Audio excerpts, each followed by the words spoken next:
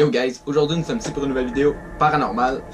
Un petit peu spécial. Tu sais, d'habitude, c'est toujours des histoires qui se passent sur Twitter. Whatever. Mais là, j'ai vraiment fait des recherches puis j'ai trouvé des histoires qui s'est passées au Québec, dans notre province pour la plupart, parce que la plupart qui me suivent vivent au Québec. You know. Fait que j'ai fait des petites recherches pour trouver des affaires paranormales au Québec. Je suis dû d'aller chez le coiffeur, fait que on juge pas, s'il te plaît. Ok? Bon. On part tout de suite pour une nouvelle vidéo paranormale.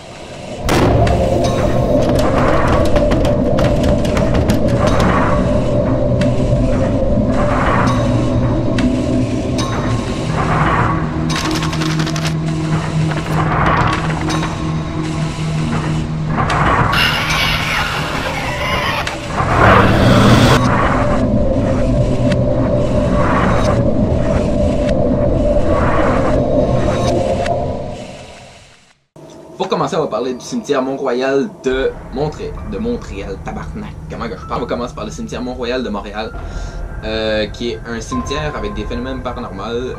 Je vous explique ça tout de suite. Explique ça tout de suite.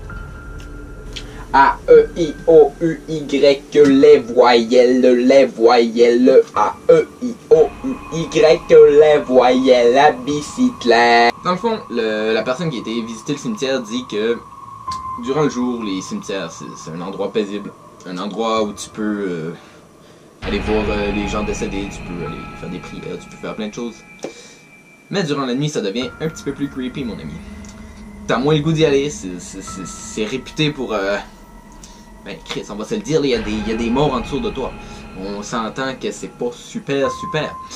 Fait que c'est renommé pour avoir des endroits paranormaux, des endroits avec des fantômes, des endroits blablabla. Bon. Fait que, dans le fond, ce cimetière-là, il y a des pénis dedans. Non, c'est pas vrai. Oh! Bon, dans le fond, ce cimetière-là qui se situe à Montréal est vraiment renommé pour les phénomènes paranormaux. C'est juste... J'ai pas vraiment d'histoire précise à raconter sur ce lieu-là, mais je sais que beaucoup de personnes qui pratiquent des séances de Ouija, whatever, vont beaucoup dans ce cimetière-là pour communiquer avec les esprits. Passons au prochain endroit. Pochon. Tu une carte de crédit, je t'en donne deux, man. Je t'en donne deux. Maintenant, on va vous parler de l'asile de Sainte-Hortune de Cloton, je sais pas comment on le dit, tabarnak. C'est au centre de la ville de Montréal.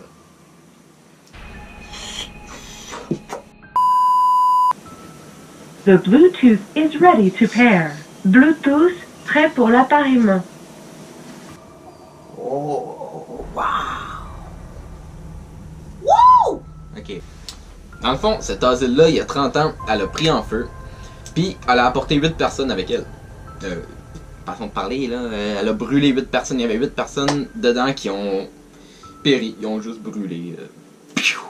Dans cet asile-là, depuis cet incendie-là, dans le fond, ils ont été obligés de barricader les portes, les fenêtres, tout. Parce que tous les chasseurs de fantômes allaient là pour faire des séances, aller voir, passer des nuits là, puis tout. Puis, dans le fond, ils ont vraiment été obligés de tout barricader parce que sinon, il y avait vraiment trop de monde qui y allait. Puis, ils disent qu'on peut entendre des cris, des pleurs, puis qu'on peut entendre parfois des musiques, une petite musique comme ça, fait que ouais. Puis si des fois ça t'intéresse, l'asile est à vendre 2,6 millions, puis elle est brûlée là. Elle est brûlée encore, mais c'était le goût. 2,6 millions, écoute, c'est pas trop cher, hein? C'est un petit montant pour moi, écoute.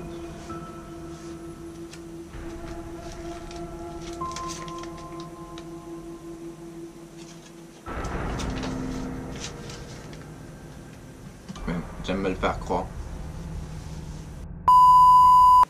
Maintenant, on passe à une auberge. L'auberge Saint-Gabriel de Montréal. Dans le fond, cette auberge-là est située au Vieux-Port de Montréal. Puis, elle a pris en feu, encore comme l'histoire d'avant. Mais cette fois, elle a apporté une petite fille puis son grand-père qui était à l'étage. Qui n'ont pas pu s'enfuir des flammes. Puis, dans le fond, c'est une des plus vieilles auberges de Montréal. Cette auberge-là, ils disent que les gens qui la protègent, qui la gardent, là, les gardes de l'auberge, dans le fond, ils disent que la nuit, ils ont déjà pu observer et entendre la petite fille dans les couloirs. C'est assez creepy, mon ami. Passons à la prochaine. Là, nous passons à la maison sur la rue Mick-Gauthier, dans la ville de Québec. En 1989, dans le fond, les propriétaires de cette maison-là disaient... c'est assez creepy, là, que les murs... C'est quoi un crise de mur? Bon. Les murs bougeaient, ils se mettaient à shaker. Puis, à force de shaker, ça faisait des gros trous dans les murs tout seul. Ça faisait des beaux trous... Ça faisait des beaux trous symétriques dans les murs, tout seul. En shakant. Puis, dans le fond, dans cette maison-là, j'ai quelque chose d'assez palpitant pour vous. Il n'y a aucune explication scientifique à ça. Ils ont fait des enquêtes sur la maison, il y a des polices, des scientifiques, whatever. Tous qui ont été sur la maison, puis il n'y a aucune preuve scientifique comment ça a pu se produire. Fait que c'est pour ça qu'ils l'ont classé comme un phénomène paranormal. Prochain endroit. Une ancienne prison au nom de Au pied du courant à Montréal, maintenant. Tabarnak! Des fantômes!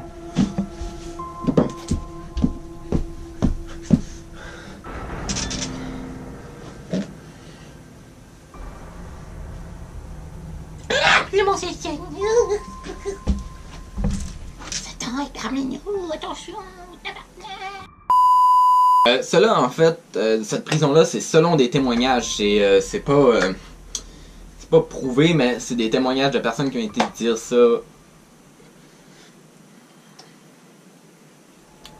À Québec paranormal, whatever thing, what a fucking bitch in the king in a bitch in the kingdom of bitch in a cinema.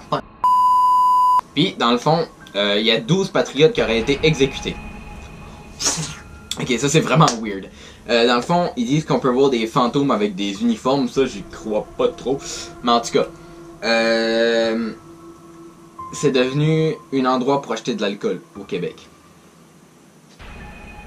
Comment?